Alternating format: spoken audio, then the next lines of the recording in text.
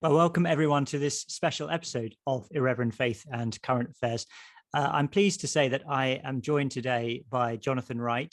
Jonathan is the creator and producer of a new podcast called Hello Unknown, which I've been listening to, and I genuinely think it's a brilliant podcast. And I'm pleased to have you on the show, Jonathan. So thank you for joining me today. Yeah, thank you very much, Jamie. Yeah, well, this is kind of I don't know. It's in some ways it's something I've not really done before. Jonathan, you actually emailed me to begin with because you'd stumbled across Irreverent somehow. I don't know. How did you come across our podcast, Jonathan?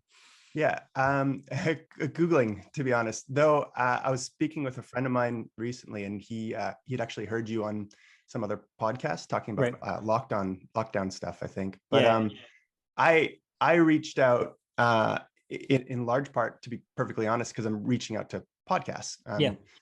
Because I've created this thing that I feel is relevant to so many different parts of life, and a lot of these podcasts that I reach out to are Christian podcasts.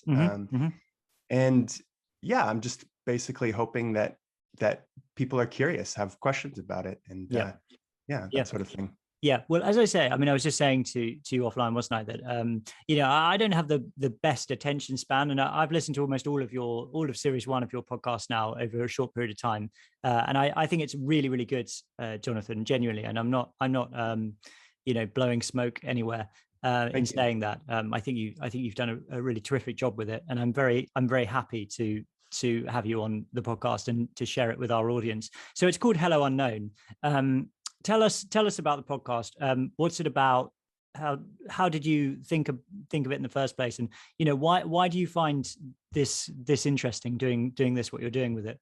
Yeah, for sure. So it's a podcast exploring the hidden parts of the human experience. So it's stories. So I take a story of mine and then I weave it together with a story from culture or history. So the first episode is Enron. I have we go into a terrible Dave Matthews Band song in episode 3, and for me, it's basically to try and drill down on this idea of the unknown, on this idea of the space that sort of lies beyond the structures and ideas that we've created and put together for ourselves. And in terms of how I started it, so I'm a lawyer here in Canada, and it's about 10 years ago I started practicing at this big firm called Bullhauser and Tupper, and I was in their tax department. But all the whole time I had this idea that I was gonna write this novel, and of course I had no time to do it at all. I was waking up at like 5 a.m. to write in the early morning. And eventually, about 3 years in, I left and decided I would start my own firm. And I did that in large part so that I could write. So really early, like a lot of friends were fairly surprised that I'd started my own firm at sort of that junior level. And I ended up writing this novel. And then I started to pitch it to agents, and it was a slog. And at the same time as pitching to agents, I wasn't writing. So this sort of creative joy that I had in writing this thing was completely pushed off, and I was feeling tired and pretty depressed about it. And I in January of 2020, I had this idea to do a podcast. And so I didn't exactly know what I wanted to do, but it sort of fell into this. So the way that I always write is sort of I think most writers sort of resonate with this, is to explore what I am finding difficult, explore the things that I am wrestling with. And for me, that really is sort of the darkness, the space beyond ideas. And the first episode I wrote was actually the last episode of the season, but that kind of started the ball rolling, and it was so much we discussed, pre-interview, the fact that you've written a novel. I mean, a novel is this long thing that constant iterations, constant changes, and you change one thing and you have to change everything else. And podcast is just this little bite-sized thing. And I got to have the satisfaction of finishing writing one basically every month. And had sort of that momentum. And then recently, actually last month, I sold my firm and simultaneously put out this podcast. And so, I didn't make anything. It basically will last me a year of sort of trying to make a go of this writing thing. Yeah. So you're hoping that this year will prove fruitful for you in terms of hopefully being able to make some money and carrying on with it in the future. Yeah, I think that's. I mean, you don't make a lot of money in podcasts. It's probably unrealistic, but it's really more than anything. It's an opportunity. It's a stepping out into, the who knows. Like you could see it as sort of a lottery, right? Yeah.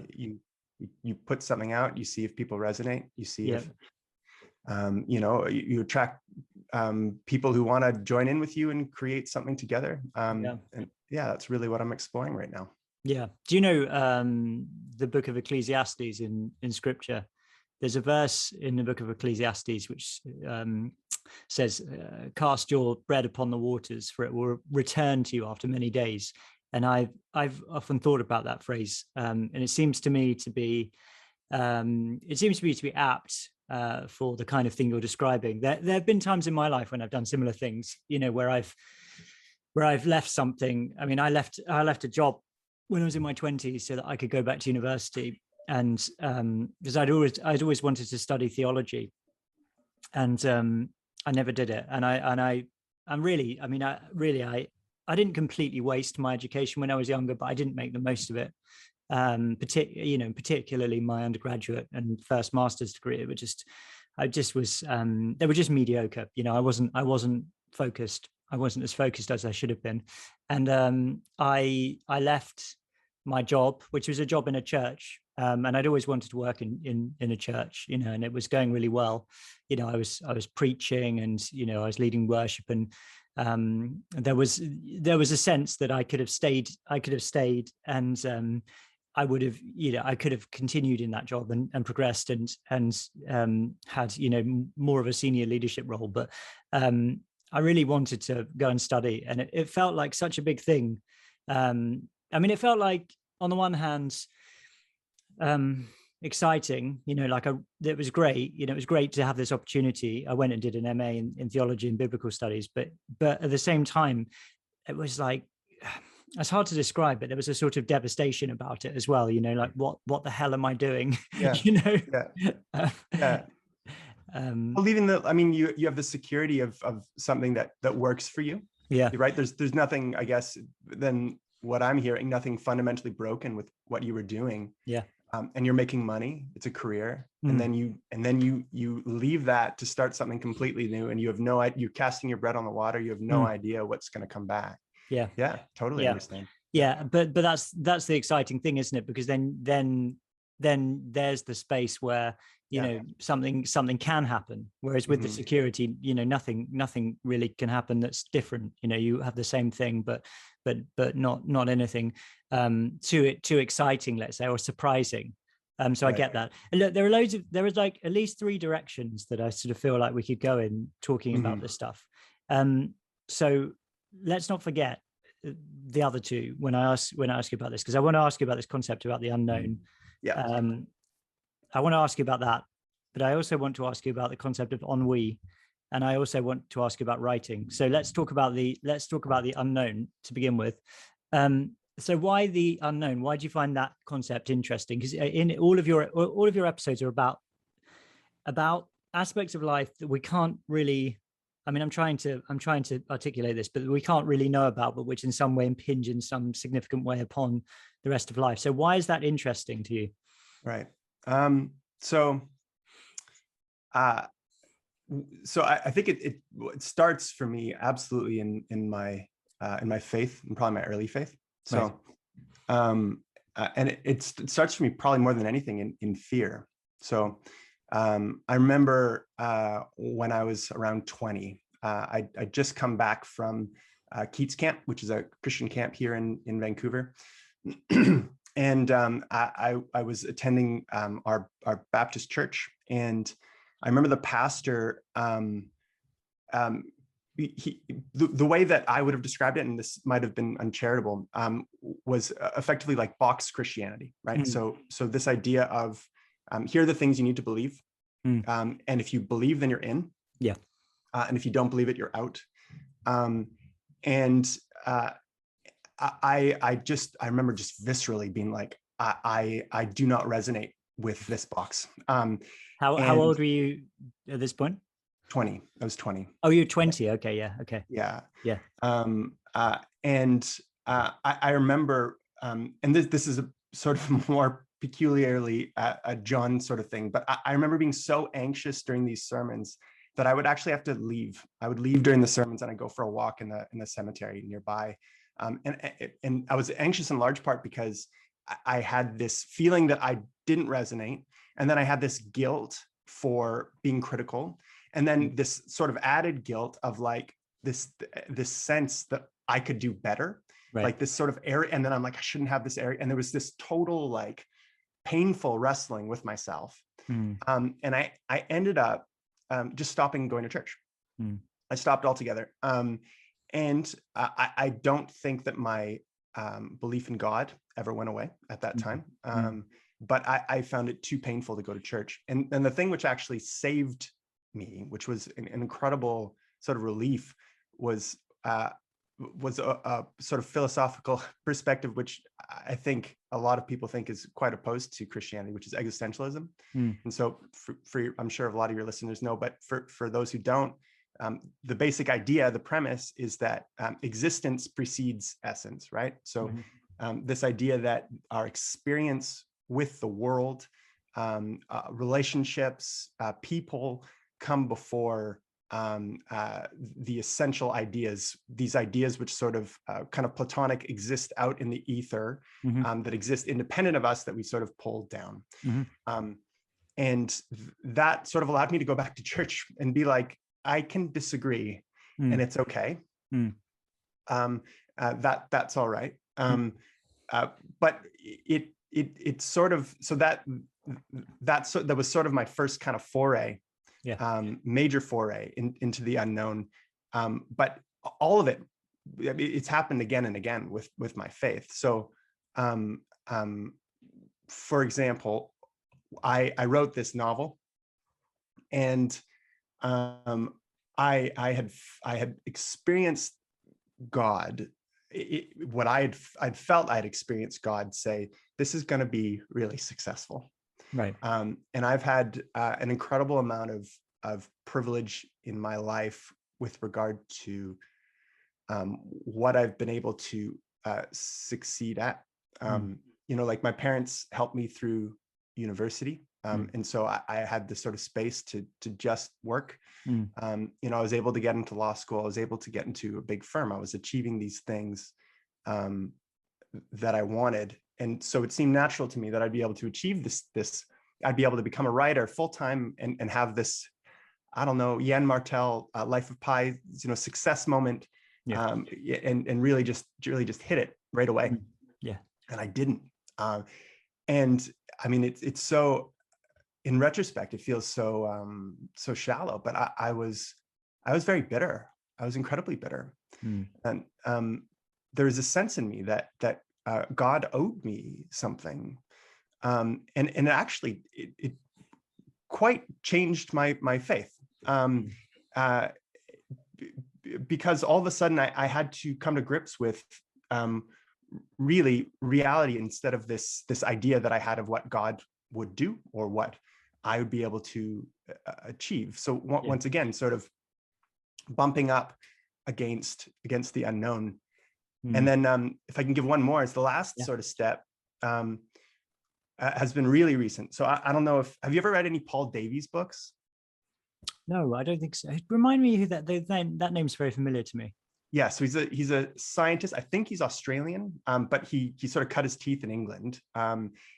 Is he the one who wrote the Goldilocks effect? Is that him? I think I've definitely read. Oh, the Goldilocks Enigma. That's it. Yeah. I read that. You literally am reading this book. Right. Yeah. I read that a number of years ago. Yeah. I got into him with his latest book. I think it's called What's Eating the Universe. Right. And I loved it. I read it in 2 days, and I also found it absolutely terrifying. In large part because ideas sort of strike me emotionally. That's kind of, they almost immediately sink down. And in that book, he talks basically about all the new things in physics that are coming out, and some of the more basic stuff. So stuff about the universe, and there's a deep sense as you're reading him of how incredibly enormous the universe is. Yeah. And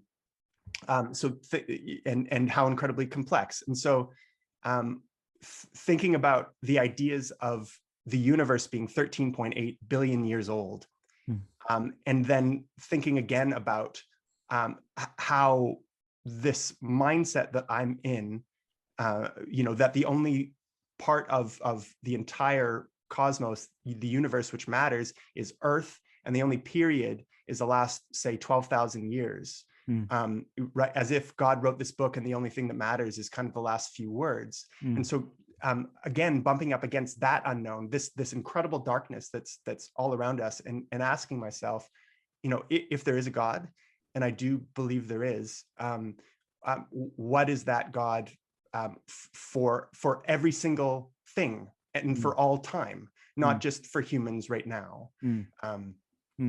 So yeah, I don't know, perhaps a long-winded response. No, not at all. I mean, it's very interesting. So the thing about existentialism, you shared in an email that you had a panic attack reading the first few chapters of Kierkegaard's Fear and Trembling when you were at 20. So is that the same time you were listening to this preaching that was driving you up the wall?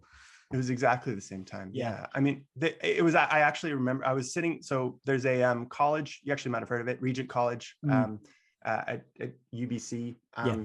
And I liked to study there. I wasn't in a Christian, I was a liberal arts, I was in English, but I would like to study it at Regent just because I liked the vibe. And it felt like everyone was having Bible studies all around me, just very peaceful. And I remember reading Fear and Trembling, and it's the way it starts is it sort of retells this Abraham's story of when he's called to sacrifice Isaac, and he retells it sort of 5 times in sort of different ways. Yeah. Excuse me. And what sort of stuck out to me more than anything was that God was calling this person to do something which made no sense at all, with no sort of rational basis, no foundation. There was no scripture that he could sort of turn to and be like, I am justified by it. It was, Kierkegaard made it really clear. Yeah.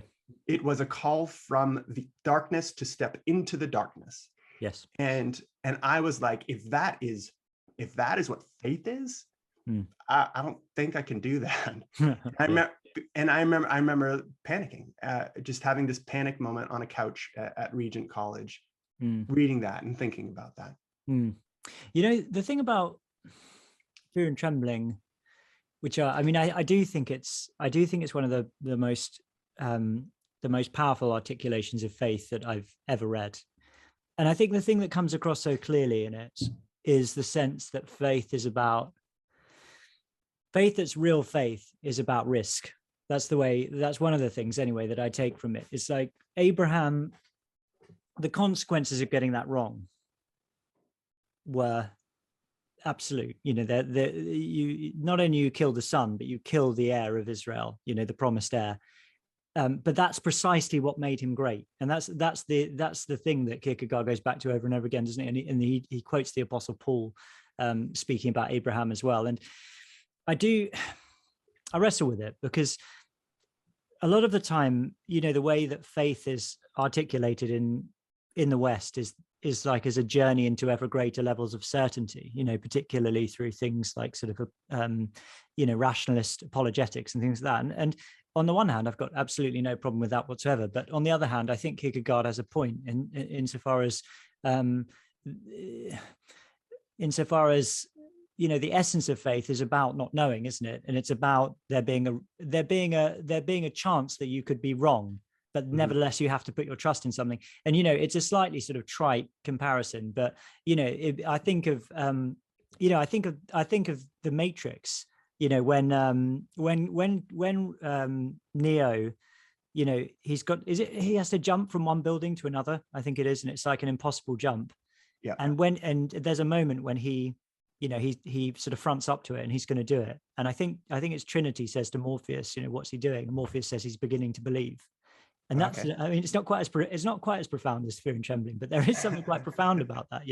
It's like he's beginning to believe, and now he believes. Now he can do it. I think there's something to that. Yeah.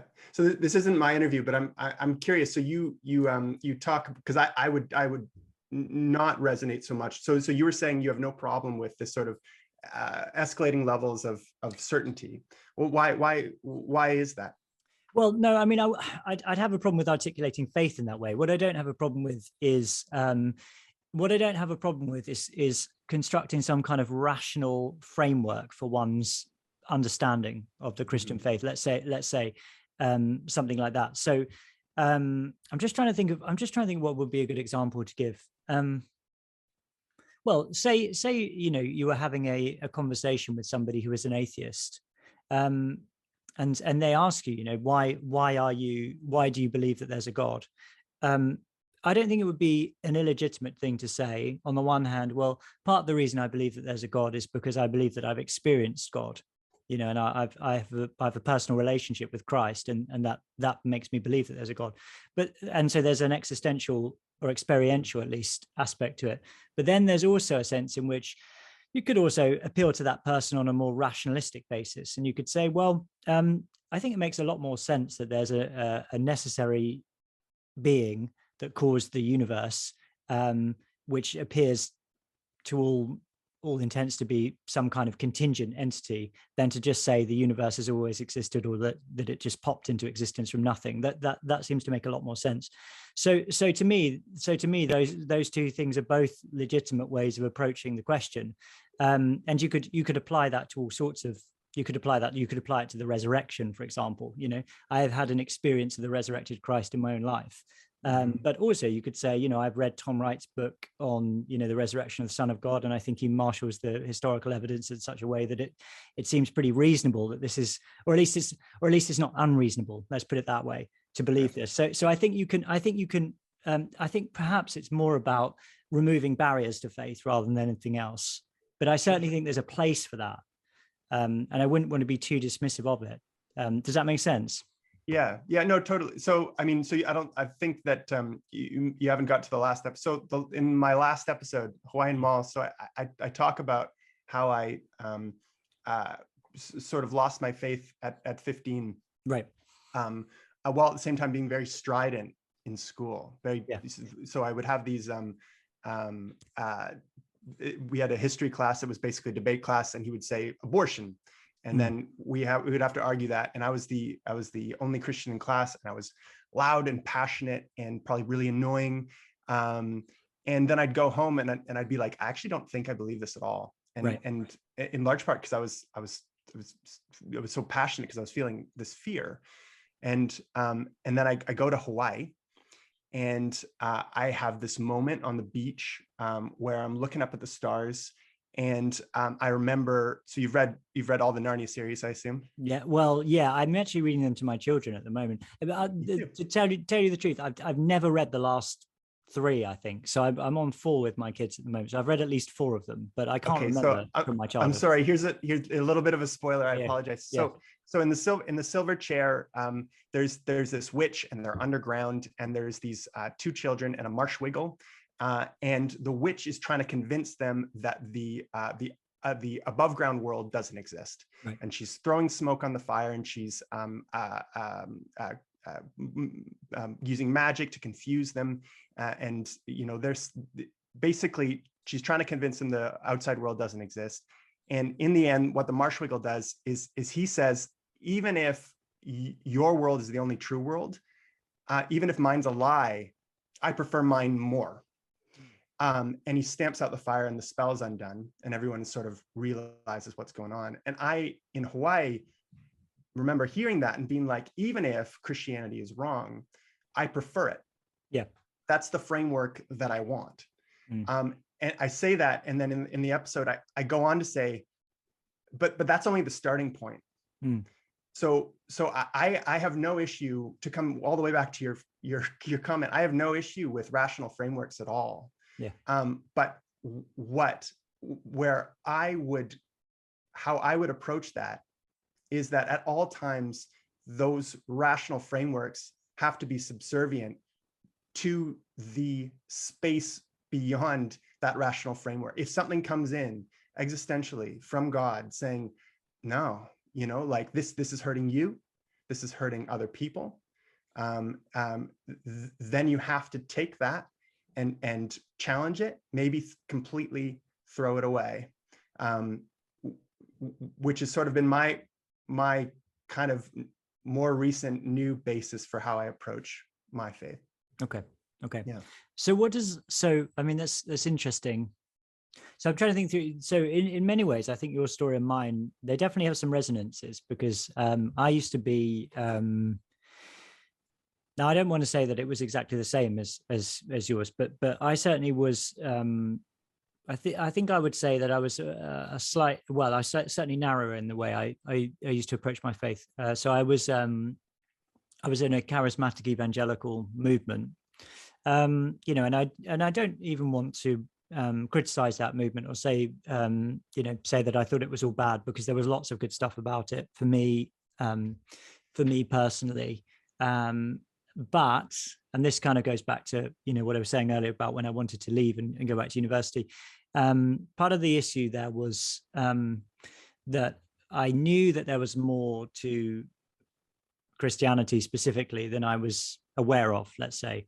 And the way that this movement kind of articulated its history in particular was something I became skeptical about, and that is now something I would say, I don't really believe the story it tells about itself, if that makes sense. It seemed to me like the story of the Christian church is actually quite different to the one that I'd heard, which was one of a sort of typical story of loss and recovery at the exact point of this particular church's existence, which came to seem to me to be quite self-congratulatory. But anyway, the point is that I went and I went back to university and I started studying and reading and eventually left that church and became an Anglican and sort of carried on exploring that larger world, which I do think I do think the Christian story is a big story. And I think when we sort of make these,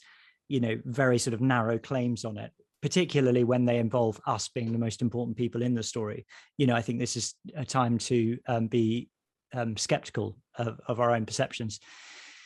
And I guess the thing that I want to do nowadays is I guess the way I sort of square the circle, and I'd be interested to know what you think about this, is I want to be a Catholic Christian with a small c, right? Not a Roman Catholic. I'm not a Roman Catholic. I'm an Anglican, but a Catholic Christian in the sense that, precisely as I've just said, I'm not the most important person in the church. This isn't necessarily the most important time in the church. And there have been Christians for 2,000 years. There's been a church for 2,000 years. There are many Christians in heaven, and there may be billions and billions of Christians to come in the future. And my faith is that God has been guiding the church by the power of the Holy Spirit, broadly speaking, into what's right. Now,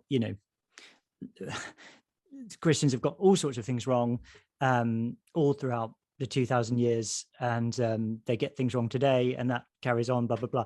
But broadly speaking, there is a kind of core of Orthodox Christianity, which is at least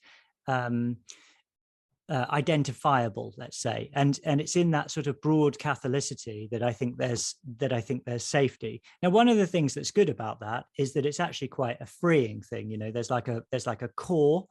I often think of it as a sort of mere Christianity, you know, the kind of thing that C.S. Lewis was doing in his book. There's a sort of core which, broadly speaking, everyone agrees on, but then there's an awful lot of freedom beyond that. That acts as a kind of basis or a sort of, I'm trying to think of a metaphor. I can't really think of one, but a sort of generative core that everything else can flow out of. So that makes sense to me, and that's the way I sort of try and get around that sense of narrowness and rigidity and dogmatism by saying, you know, there's a sort of core of orthodoxy which I think is really, really important, and which I believe that the Lord has guided the church into. But beyond that, there's a sort of flexibility and a sort of a generativity and a sense of excitement and interest, because, you know, I genuinely think theology, you know, I think it's about everything, you know, literally it's about everything. It can be applied to absolutely everything and explored in really interesting ways. So I guess I'm interested to know what you think of what I've just said. What do you think of that? Can I ask one more follow-up question and Yeah, then answer the question? Of course. So you say within Catholicity, there's like a safety. Can you sort of elaborate on that? Oh, yeah. So what I mean is by safety, I mean, I don't mean like a psychological safety. I mean that it guards you against individualism. You know, it guards you against kind of thinking, well, I and uniquely I, and maybe this sort of small group of people with me are the ones who are correct and everyone else is wrong. And we are the only people who can see. And I've had, I mean, you may have had this experience as well, but I've had,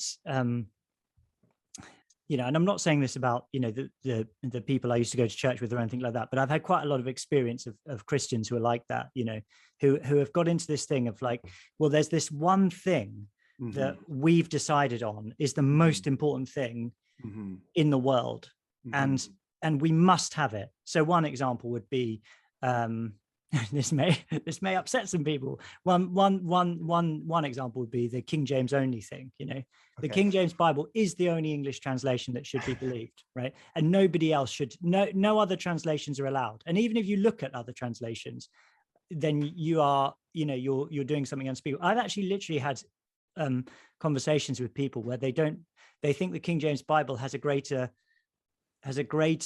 authority than the Greek text of the New Testament, which to me really makes no sense, seeing as they were translated from the Greek text of the New Testament. At least the New Testament part of it was. But anyway, you see the point. So then it's this thing, you know, it's this fixation which I must have and I must believe, and everybody else must be wrong. And what you're into then is you're into a kind of projection of your own egotism. That's where, you know, faith becomes like a projection of your own ego. I'm right and everyone else is wrong. And that's terrible, spiritually speaking, because that's the worst place you can possibly be in when you're closed to any other influence other than yourself, you know, and you're putting other people down, you know, other people are wrong, I'm right. It's the opposite of what the gospel is supposed to do in our hearts, you know, which is to humble us and to make us, you know, well, to humble us, I guess. That's what, you know, that's what it's meant to do, isn't it? It's not meant to make you go around pointing your fingers at other people. It's meant to make you think about your own, you know, your own sin, your own need to grow, your own need to humble yourself, your own need to repent, and so on and so forth. And it's that dynamic, which I think, you know, when I said it's whatever it was I said about being safe, I think it's about protecting you against in Catholicity, a safety in universalism of the orthodoxy that you're sort of that's what I mean. So I was interested to float that with you, because it seems to me like you've been trying to sort of, if I may say so, trying to deal with a similar kind of narrowness, and you were saying you've kind of you found a way through existentialism, and through a kind of what I was hearing as a kind of emphasis on experience over ideas. Is that right? Am I right in saying that? I would say so, yeah. Experience first. So I mean, so this has been sort of a long road for me. So I mean, I can't say that I have jettisoned orthodoxy. And I should also preface this, that, you know, you're used to talking to people who've written these books, treatises, philosophy, right? So I'm just the guy who's done a podcast, right? So this is just story. So I can't say that I've jettisoned orthodoxy, but I with what you were saying, I absolutely resonate with the spirit of it. I think the one thing that I would sort of add in terms of where I have been going is that orthodoxy itself is something which is challengeable. Orthodoxy itself is something that God can push against and say, this is harming people, this is harming you, this is something which needs to be changed and shifted. So, and there's examples of that, of course, within the Bible itself. You know, I can't remember, but it was the unclean. I think it was Pete. Was it Peter? Yeah. Yeah. So and the snakes and that sort of thing. You know, this isn't a call to sort of say that your own experience is the thing that you elevate above all other things. I think that is incredibly poisonous, liberal or conservative. If you're rooting your faith in what you believe or what you feel, and that's it, then that can be incredibly destructive, because inevitably you're going to completely pull inward and become very fearful of the things which are outside of that. But I don't find the comfort in orthodoxy that I used to. Right. There have been enough sort of experiences talking with people in my life that I mean, when you talk about the catholicity, right, universal, right, you want something which you want a faith which can apply equally to all people if they want it.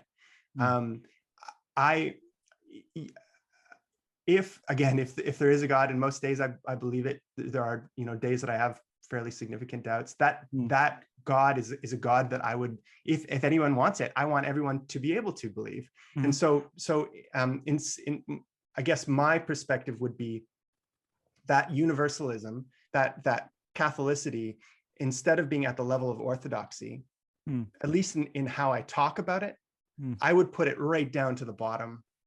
I don't really need any more to talk about the sort of Christian words or the Christian sort of perspectives, Christian ways of talking about this, simply because I don't know even if God cares about those things in particular. That you start with the relationship, that's absolutely the most important thing to God.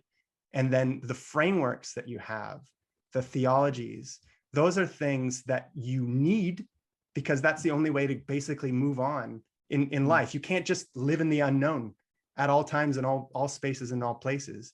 You need to have ideas. You need to have structures. And I don't have any issues with those structures, as long as they're not violent, as long as they're not harmful. But then when those structures start to cause violence, when those structures start to cause pain, then that's the time when you have to take a good look at it. Say, is this something that is good and valuable and loving and just and you know, all the standards in Scripture by which you judge things? Is this something that Jesus would be for? And again, there's dangers with this, because then you are saying, I get to choose what Jesus would be okay with or not, right? There's absolute dangers with that. And this isn't something that I've resolved. I'm not a philosopher, right? This is something I'm truly stumbling through. And I hope your listeners, I know, you know, you're certainly a conservative podcast. I hope your listeners would have some grace for someone who's really just stumbling through this, and, you know, trying to figure out how I approach it and what I've decided. Yeah, I'm sure many of our listeners will. We have a because of the sort of history of our podcast, we have a sort of quite eclectic group of people who listen to it, which I notice when we address topics which come up, like when the Queen died, for example. There was such a what's the word? I've lost the word. Polarized. Polarized. Yeah, that's exactly the word I was looking for. Sorry. But such a polarized response. That's interesting. Do you think? I'm trying to think of whether we should pursue this a little bit further, because I do really want to ask you about writing and stuff. But is there a fear behind what you've just said? Do you think that you will become somebody who's rigid and narrow and like the person who was preaching to you when you were 20? Do you think that's the motivation? Well, I'm not saying it's the full motivation, but is that somewhere in the background?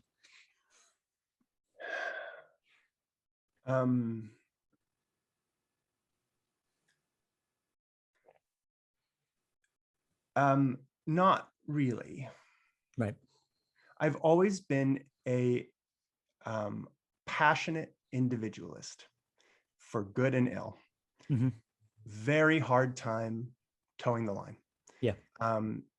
Except when it came to faith. Right. So I was very afraid of sin when I was a child. Yeah. Like this idea of like crossing the boundary. It's like, no, not going there. So legal age for drinking is 19 in BC. I had my first drink when I was 19. Right. Like that sort of, and I didn't really party. And I would tell, my friend, this typical sort of evangelical, right? Like, God is my drink, like that kind of ridiculous sort of, right? Like, I don't need to party. I have,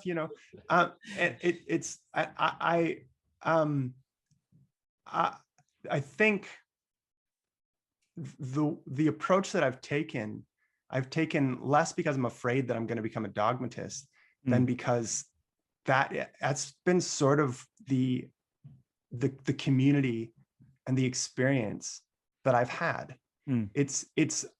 I love the idea of a God that includes all people, right? And a theology that anyone can buy into. I like the idea of breaking down dualisms of spiritual and sort of physical world. This idea that maybe all things are the real world. That all things are. So I listened to your last episode about the loss of wonder, and really similarly, I resonated with the spirit of it, and then wanted to go like one step further, and be like, is it not possible that God created this universe, but then doesn't put his finger on the scale with spiritual stuff? That the stuff that we'd call spiritual is all within the real, not the real world, the world as God has created it. Yeah. So this idea that we don't need to create a dualism that scientists can then needle at and pick apart, that everything can sort of be encompassed and included. Right. And again, I'm just stumbling toward these ideas, but that inspires me. That makes me sort of come alive. Okay. I mean, I hear what you're saying, and I don't want to, I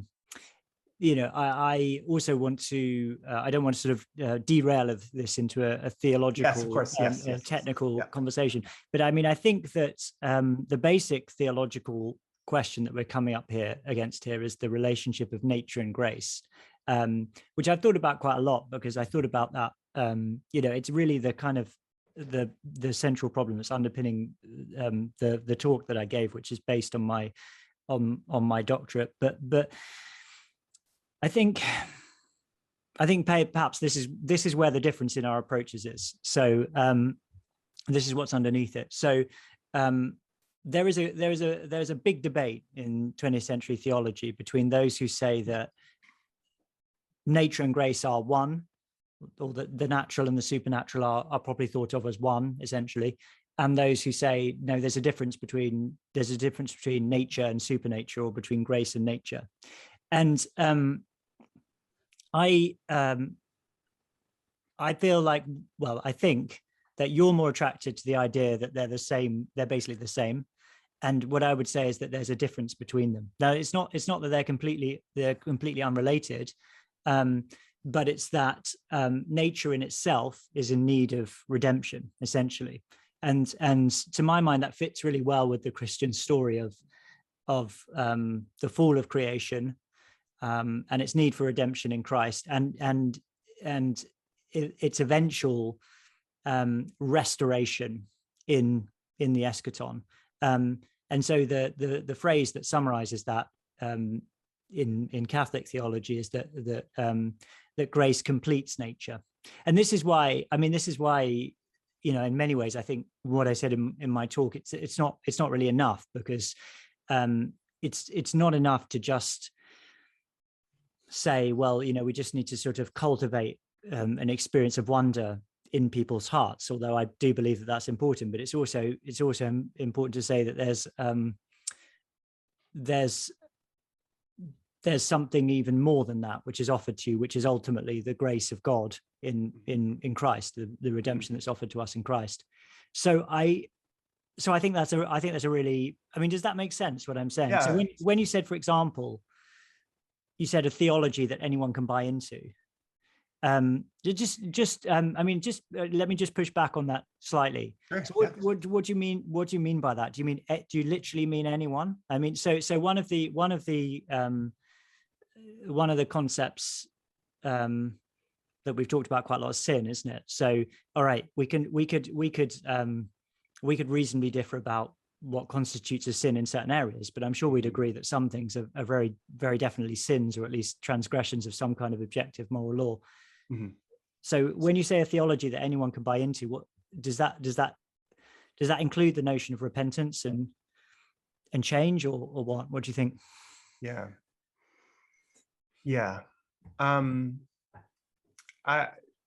So it's certainly because of my milieu, mm-hmm.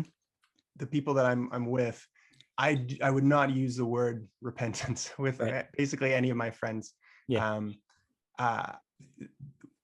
That's not to say that the idea of having a turning away from the things that are poisonous, things that are wrong, the things that are hurting you and hurting others, absolutely incredibly vital. And so just because it's a theology or an approach that anyone could buy into, that anyone is invited into, doesn't mean that anyone can do anything and have it be a good, positive thing. That is sort of a really basic idea. I guess to be perfectly honest, and it's actually a little scary to say this given what I've come from, but I want a religion where everyone is saved. Right. Everyone is welcomed in. That's what I want. I want that as well. Just to put it out there. Okay. I do. Yeah. Yeah. So well, cool. Awesome. So I wouldn't have expected that. Like I am not because of you specifically, not that I know, it's just, conservative Christianity that I've come into contact with is very keen on in and out, and being and sort of being able to decide that. Yeah. So decide the in and out. Yeah. And I just, it seems to me like God would want everyone in, and I want everyone in too. Yeah. And that's not sort of like I get to make then decisions about all of this. I get to be the theologian, but that is certainly the approach that I've gravitated toward. Yeah. No, I hear what you're saying, and again, this is where I genuinely think that the idea of the Catholic tradition of the church is helpful. So I identify that that instinct as well, which I've seen. Perhaps at times I've participated in it, but I don't think for a long time. But maybe when I was younger, the idea that again, it makes you feel good to think that you're part of the in group, and those are the people who are the sinners out there, etc. And I think this is a theme, it comes across over and over again in the Gospels with the figures of the Pharisees and the Sadducees. These people who think they're in, but actually they're out. I mean, it's one of the very subversive things about the New Testament, especially the Gospels, which you can overlook it quite easily. But if you're looking for it, it's there all the time. But the thing about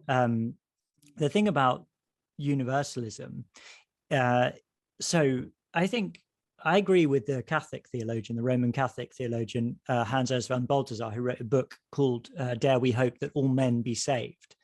And his answer to that is that we should hope that all people are saved, but we can't know that they are. I mean, that's essentially what his answer is. And he was, completely sort of Orthodox Roman Catholic, and in many ways a very significant historical figure in the 20th century for the Roman Catholic Church. So it's not like we're talking about some kind of crazy, liberal out there on the fringes. And this is a very serious strand within Roman Catholic theology. But anyway, the point about that is that the compassionate heart of the Christian should want every single person in the world to be saved, and that there should be no delight in the idea of anyone being damned or anything like that. In fact, there should be horror and terror at the idea of such a thing. But then there's the other side of it as well, which is that ultimately we can't know. So we can't say, those people are out, but we also can't say that anyone is in. Because there's a presumption on both sides there, or at least you can't say it in an absolute sense. I think the thing that comes to me when I consider the whole question of universalism is, again, a phrase from C.S. Lewis, where he says that, what is it? It's something like, ultimately God will say one of two things to people. He'll either say, no, sorry, what is it? It's this. Hang on, it's this. I'll get it. Sorry. Okay. So it shows you haven't planned this, so which is good. It's spontaneous. All right. Ultimately, there are two different types of people. There are people who say to God, "Thy will be done," and there are people to whom God says, "Thy will be done." So what Lewis is trying to say by that is, that free will is real, and that there are real consequences to our actions, and that God has dignified us to that extent. He's dignified our decisions to that extent that we could actually make decisions that have those kind of serious consequences, for good or ill. And that's actually quite a scary thought. But yeah, I don't know. What, over to you. What do you think? Yeah, I mean, I'm careful not to go further than the intellectual my intellectual abilities here, but I resonate with what you're saying. I've read the C.S. Lewis stuff. I mean, I remember the first time I sort of thought about, and this was really sort of fairly early on in my faith, thought about the idea of someone who was not Christian getting into heaven was through C.S. Lewis. Yeah. I can't remember exactly what I read, but I remember feeling that kind of being a really profound thought. I was probably 18, and I remember raising it at this camp that I was at, Keats Camp. Yeah. And someone got really angry at me. And I remember, and he was older and smarter. He actually ended up going to Oxford. Oh, really? Really smart guy. Yeah. But at the time, I guess, very sort of fearful. And kind of narrow. And I remember being taken aside by one of the other people there, another older guy, and being like, yeah, totally. Yeah, totally agree. Right. And in a good way. In a good way. Yeah. Sort of giving me the sort of the freedom to believe that. But yeah, I mean, yeah, in terms of my personal belief, not trying to go too far into the theological stuff, but I'm not confident that hell exists. To be honest, I'm not confident that heaven exists. Right. That I have moments in the night where I am absolutely terrified. And like this comes up in my podcast. I am terrified of death. Yeah. Absolutely terrified of death. And I think what it means to live in this world is coming to grips with an awareness of you do not know. And they're like, from what is in front of you and from what you see, there actually could just be utter darkness. There could be complete nothingness on the other side. And that's something I believe, even as a religious person, you have to come to grips with, because otherwise you're truly ignoring a very clear present aspect of what it means to be a human, which is that you're going to die. Everyone dies. Yeah. I remember as a 10-year-old praying over and over, God, please come, the rapture, I guess, not the rapture, but like the second coming, God, please come before I die. Yeah. Like as a 10-year-old, I was terrified about this. Yeah. And now, I'm 36. God's probably not going to come before I die. I'm going to die. So really it comes back to coming to grips with the unknown, not trying to push it away, trying to let it exist with me, sort of side by side, in my theology, in my approach to people, in my approach to the things that I create and what I do. Yeah. I mean, it's interesting that saying that thing about being terrified of death. I'm just trying to think of, how I feel about it. And honestly, I don't think I'm terrified of death. I don't think I am. I think I've got a massive problem with it. Don't get me wrong. It's a serious problem. Okay. And, particularly when I think about people I love dying, that is bad. I mean, that is a terrible thought. And I'm sure, my grandmother died a couple of years ago, which was very sad. But, no one, I've not really experienced a tragic death or untimely death or anything like that, really. So I'm not really speaking from, experience in that sense, but, and I don't want to be trite about it, but I genuinely think that the reason I'm not terrified of death is because I believe that Jesus rose from the dead, and that this represents at least the beginning of the end of death, and that there is, like I was saying earlier, that because I know Jesus, that I am growing in relationship to God, that relationship won't simply terminate upon my death. And I absolutely agree with what you're saying, that there's a sort of there's clearly an unknown. There's clearly a leap of faith, if you want to use that kind of Kierkegaardian sense, but that's, for some reason, that's the way God has set things up. That this is the nature of faith, is about trusting in something that you can't be absolutely sure of. That's like the essence of faith, isn't it? If it wasn't for that sense, it wouldn't be faith. It would be sight. It's like the Apostle Paul says, we walk by faith and not by sight. Why does God want that? I don't know, but there's something about that which must be the most valuable and precious thing that there is.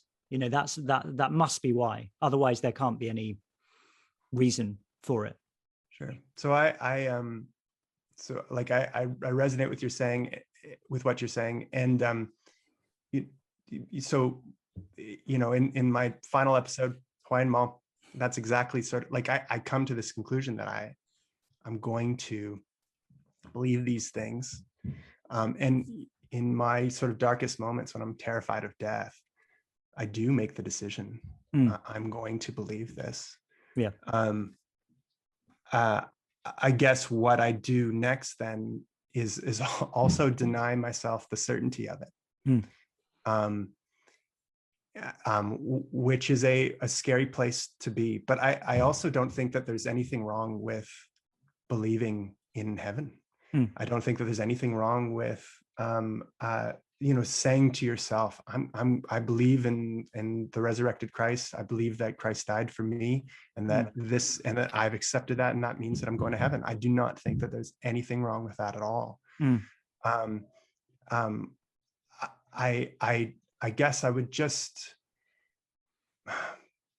so I don't want to deny anyone that peace and that joy. I guess just for me, it comes up against what I feel sometimes, and it comes up against what I see sometimes, and what I've heard, what I hear other people speaking about. And I do not ever want my certainty to deny myself sort of access to the very base level. I don't want anything that comes from human thought, from my thought, my ideas, to be pushing away people. So, I think any conscientious Christian, when next to an atheist talking about their loved one dying, would sort of lean forward and pat them on the shoulder and say, they were Christian, they're in heaven. Like, you don't do that. Right? Like, you don't put your ideas, like, if they don't want that, like, you don't put your ideas over top of them. You engage with it at their level. No, I mean, I agree with that. I mean, I clearly agree with that. Yeah, of course. I guess the only thing I would say is that you could still have those ideas, but not sort of impose them upon other people, in an inappropriate way. Yeah, no, so I mean, this whole podcast, and I try to make it really clear. I don't say you, I don't say we or we. We believe, we are, like, I had that in some of my first drafts. I just took it out. Yeah. Because I'm not, I mean, it's not it's not my expertise. It's not my area. I say I. So I talk about how I feel. And if you want to resonate, then great. Even if you don't resonate, I hope you find it fun. Because that's really fundamentally, that's what I'm going for. Just enjoyment. If you then feel things, if you then moved, then that's like huge bonus. Yeah.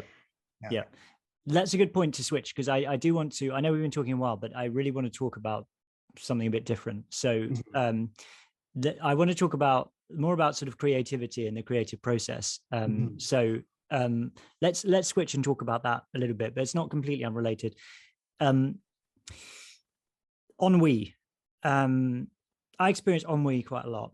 Can you define that for me? Yeah, I'm about to. Okay. I realize it's quite a pretentious word to use, but the idea behind ennui is this kind of like writer's block is the type of ennui. It's like a sort of existential state of unproductivity, and in the background there's a sense that you should be, or at least you're capable of doing something creative or doing something productive, right?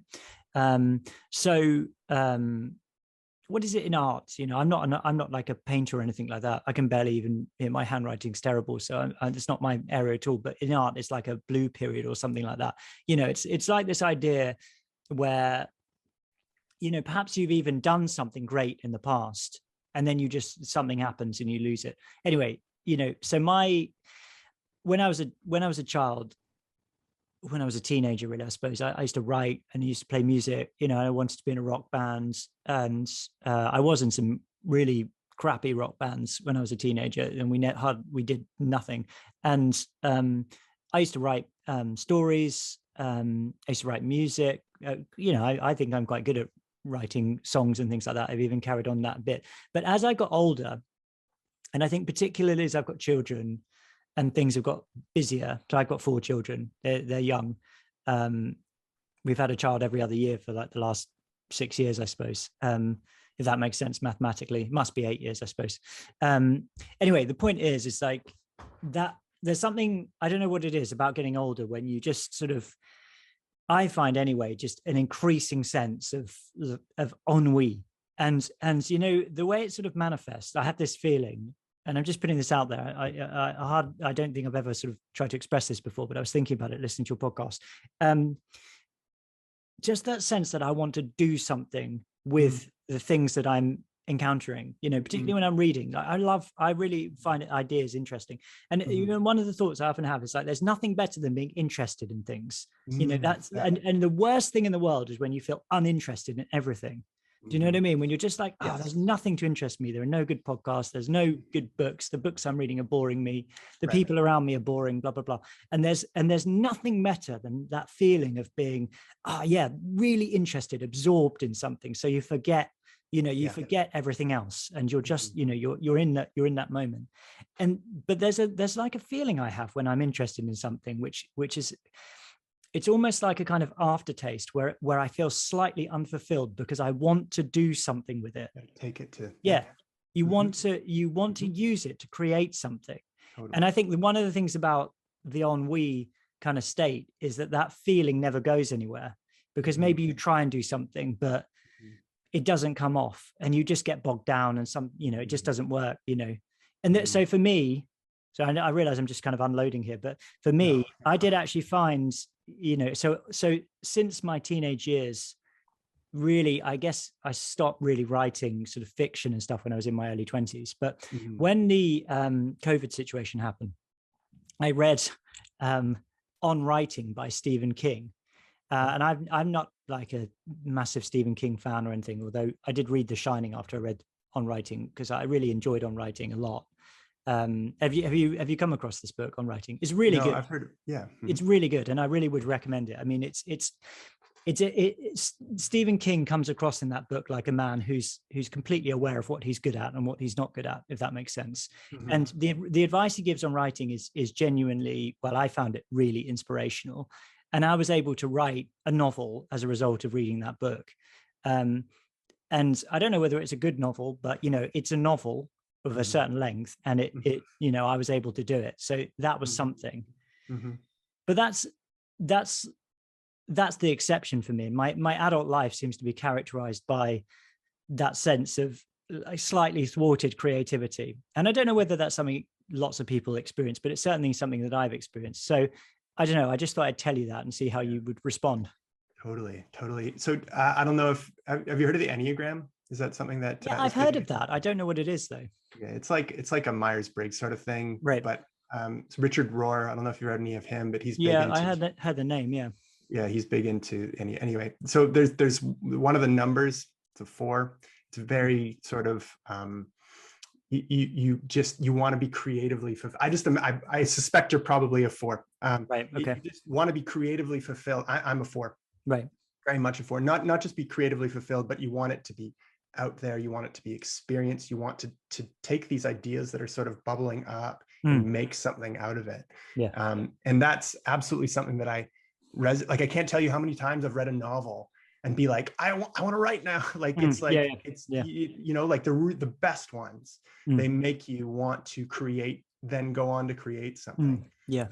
When, I mean, if I have any sort of, I don't know, superpower, it's curiosity. Right. Like I'm a deeply, deeply curious person. So when I, like going down the Wikipedia rabbit hole at, 9:30 before bed, just because I was really interested in Enron, and just go into, or space or whatever. Yeah. But then you have that and you're like, I want to create something out of that. And start to add on to that, like, I can't tell you how frustrating it is when you want to take something, you want to make something out of it, and you feel like you can't. So when in my novel that I ended up writing, I had 24 drafts, and I didn't really like the final sort of version didn't really start till around draft 16. I had a lot of really horrible aborted attempts. I'm not trained in writing, right? It actually took finding a friend who sort of resonated but had a more kind of crisp idea of how story structure works to be like, this isn't interesting, and I think this is why it's not interesting. I think this is your problem here. And then being able to take his advice and sort of actually begin to create something that coheres and is hopefully beautiful and interesting or whatever. But yeah, incredibly frustrating to have that sort of stall, and then add to that if you've read good things, you know what good is. And so, you might write something and you're like, oh, I'm so like, and because you're sort of in the height of the endorphins, you're like, oh, I'm so great. And then you read it the next day and there's no magic. It's just dead. It's like a dead fish on the page. And that sense of like, oh, I guess I must be horrible then. I guess that means I'm bad. Not realizing that in order to be able to write well, you have to keep doing it. And so how do you motivate yourself to keep doing it? So recently what I've had to do, and I fail at this constantly, is I've had to sort of stop thinking about the goal and be like, would I do this if no one read it? And I remember writing this, I wrote a little article about elves in Iceland. So a huge proportion of people in Iceland actually believe in elves. I think it's above 50%. And they're sort of like the sort of mystical creature. And I remember writing this and just feeling like I was in Iceland, just that, and the endorphins are just like popping off. And it was just so delightful and fun. It transported me in sort of the most fun, and that is what I love most about writing. And at its best, when I stop thinking about how it's going to be received or whether I'm ever going to be, famous enough to be a full-time writer, that's how basically, I think the only way of motivating yourself is to say, would I do this in my spare time if no one would ever read this? And if you can answer that question, yes, genuinely, then you will keep writing, even when it's hard, and then also having in the back of your mind that, because of course you're going to have standards, you're going to say to yourself, this isn't good enough. It's knowing, and I'm sure Stephen King said this, you do drafts, like you get better. Your first draft is always horrible, always. And identifying where the issues are and what can make it fun, that's part of the writing process. And it's also part of the excitement of the writing process. What Stephen King says is you write the whole thing just really quickly, and then you put it in a drawer and leave it for months, and then you go back to it. You go and do something else, just literally go and do anything, write something else or do something else with your life, and then go back in 3 months, or he might even say 6 months, and then read it again and see what it's like, see how it strikes you. And then you've got the perspective on it. But, that's the thing I found really helpful about what he said, because he said, write the whole thing, just write it down. Don't worry about rereading it or anything like that. Just make a note of who the characters are and, roughly what happens, and then just go for it and then just put it away. And that's what I did. I found going back to it really difficult, because then it's about the rewriting and the redrafting and all that kind of stuff. And it feels less like that kind of initial, the feeling that for me is the best is that sense of expressing yourself, the sense of getting something off your chest, in a creative way, transforming your frustration and your anger and your pain into art. Whether it's good art or not is a different question, but that's the thing, that's so beautiful about it. I do find your thing about, would anyone, would you still do it if no one read it? I know I find that quite challenging, because I sort of think that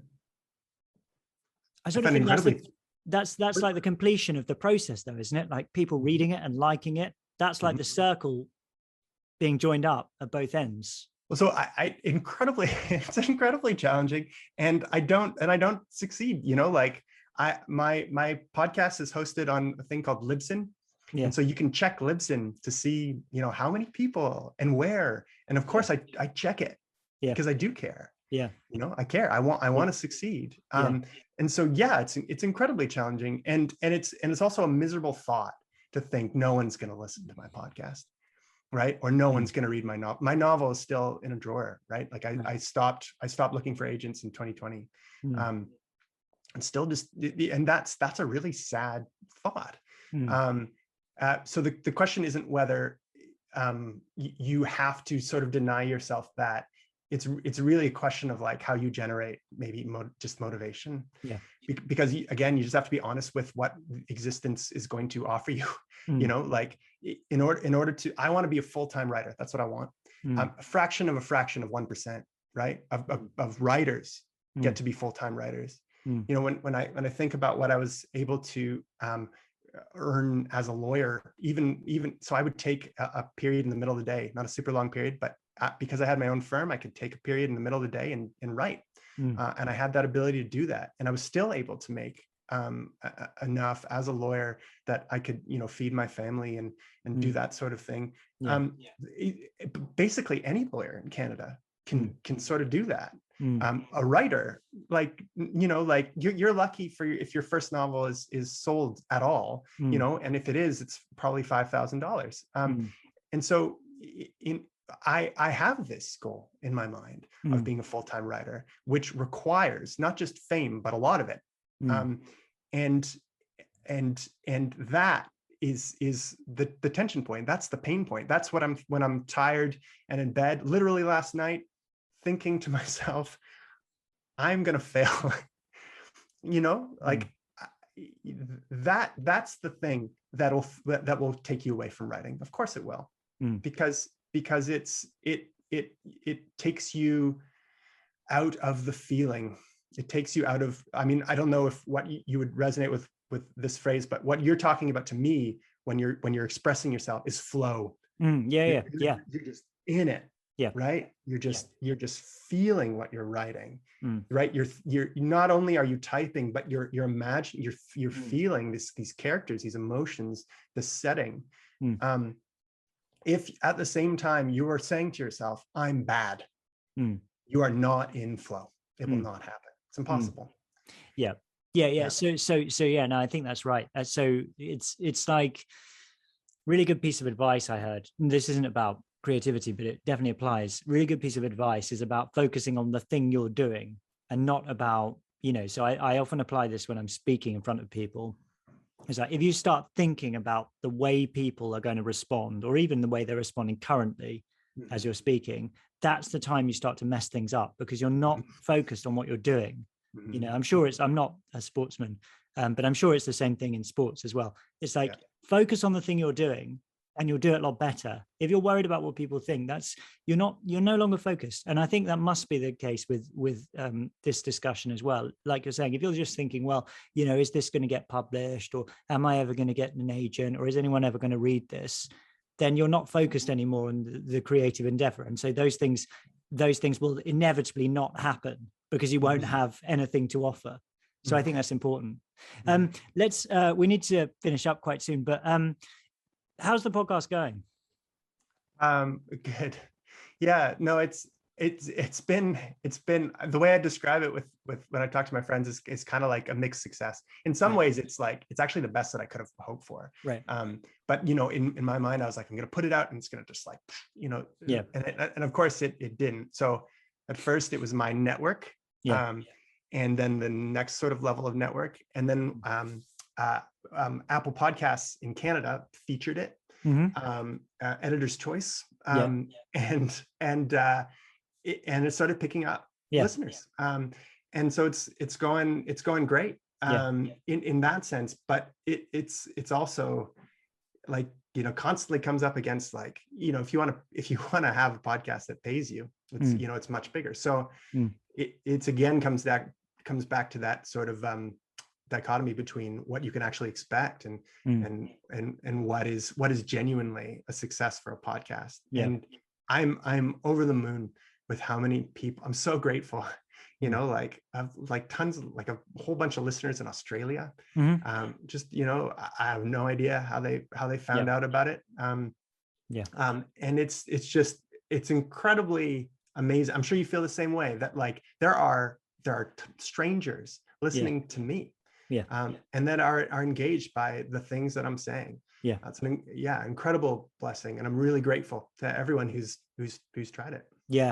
I mean, it is a wonderful thing.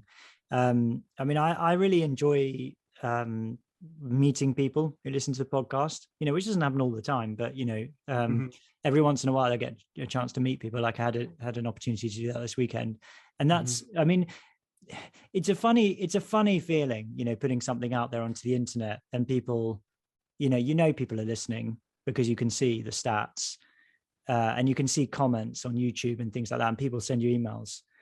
But it's not quite the same as meeting them. Well, it's not the same at all as meeting them face to face. So these are real human beings who are sending you these messages. They're real, and it's making if they're saying these things, and then you've got to take it seriously.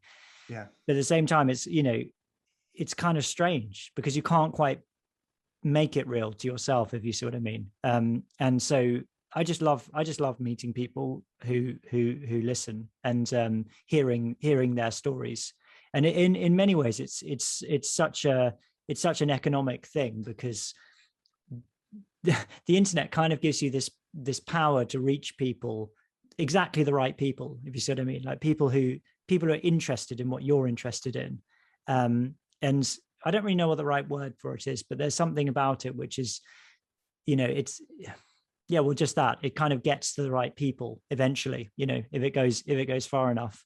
And so I meet people, like that who sort of, who for whatever reason they need the podcast, and that is an enormous blessing. It's like you can't quite believe that people, you can't believe it means so much to people. That's the thing, It's really quite something. But as I say, John, I genuinely think your podcast is really good. And I'm not really into that type of podcast. Like I've tried to listen to sort of story podcasts and stuff before, but I think your podcast is particularly interesting. And I love the way that you take some story that you're interested in, and then you kind of weave it in. You've got a very strong gift for explaining things in a way which is really engaging. Like the way you explained Lost, for example. I watched the first series of Lost and the beginning of the second series, and I was so disappointed. Just so disappointed. I was talking to Lorna, my wife, just now about it, because we watched it together. I think she's watched the whole thing when she was a teenager, but it's like, the first series is so exciting. It's fascinating, and you've got such this burning sense of curiosity to know what's going on, and this, it's scary, it's thrilling. And then what is going on? This is rubbish. What, there's a guy in this bunker and he's got to press this button, and what the, it's terrible. But I mean, genuinely, the way you explained it was, it was genuinely captivating. And, the way you sort of bring in these other, like I laughed when you mentioned George R. Martin's comment about Lost and, what happened to Game of Thrones and everything like that. But genuinely, I've got you on the podcast here because I think your podcast is really good, and I want to promote it. So it's called Hello Unknown, and I assume it's just available just everywhere. I mean, I got it from Apple Podcasts. It's just audio, isn't it, John? Just audio. Yeah, just audio. I've been listening to it on Apple Podcasts, and the first season's out now, and of course I'll link to it. I'll link to it below the video, and I'll put it on the show notes for the audio podcast as well. But so you've done your first series. So what's the plan now? What's the next step? Yeah, so I'm taking a month actually right now to do nothing post sale. Just kind of, I mean, it's a whole different thing, but law is a hard business, and being on your own with law, like the liability that's on you and the fear. So anyway, I'm just trying to kind of decompress, but I've already written 3 episodes. Yeah. And one about Pogs. I don't know if you played Pogs. I remember that from school. Yeah, I don't think I ever played it, but I know exactly what it is. Yeah. Right. It was right, sort of my generation. Yeah. And one about the universe. And thief takers in England. I don't know if you know what thief takers were, sort of like Sherlock Holmes type things, except they were incredibly corrupt, sort of early 1700s.